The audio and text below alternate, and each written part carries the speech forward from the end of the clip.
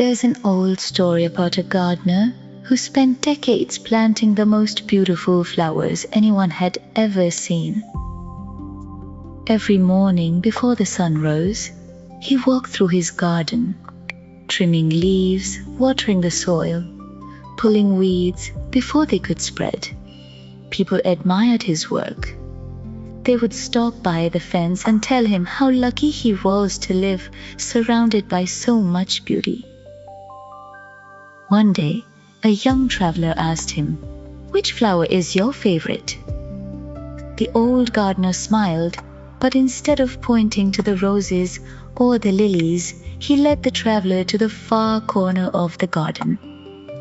There, growing quietly beneath the shade of an old tree, was a single wild flower. It wasn't the tallest. It wasn't the brightest either. Most visitors never even noticed it. The traveler looked confused. "Why this one?" he asked. The gardener knelt beside the flower and gently touched one of its petals. "Because this one taught me something the others never could. When I was young, I planted flowers to impress people. I wanted every visitor to stop and admire my garden. Every new bloom felt like proof that I was doing something right. So I worked harder, I planted more, I chased perfection. But the strange thing about chasing admiration is that it never feels like enough. There's always another flower to grow, another season to prepare for, another opinion to satisfy." He paused, looking at the little wildflower swaying softly in the breeze. Then one year, a terrible storm came. It tore through his garden overnight. The flowers I had spent years perfecting disappeared. I remember standing exactly where you are now, feeling as though I had lost part of myself. For weeks, I couldn't bear to look at the empty soil. But then, something unexpected happened. Without anyone planting it, without anyone planning it, this little flower appeared. It grew in silence. No applause, no visitors, no one even noticed.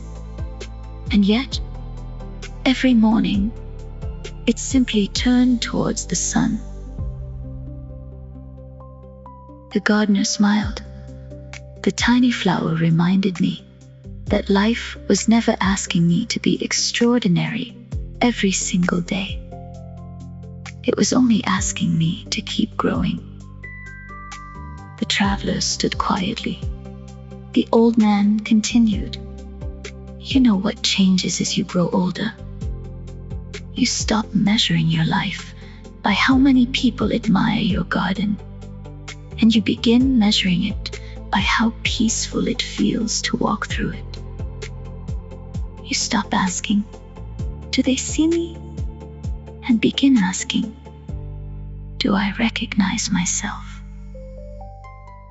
Because the greatest success isn't having the biggest garden. It's being able to sit inside it, take a deep breath, and feel at home." The old gardener looked around at the trees, the birds, the quiet morning light. "I have learned that peace grows much like this flower.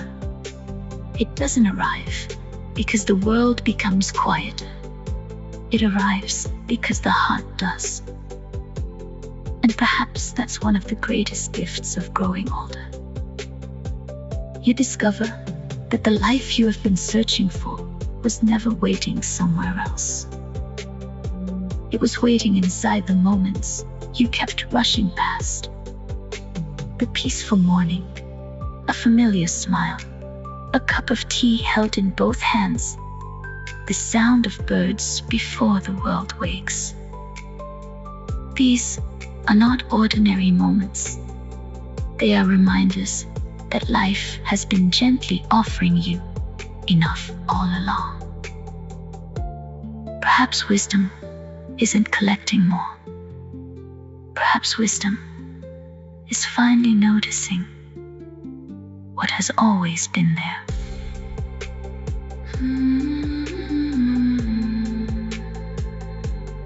Mm-hmm.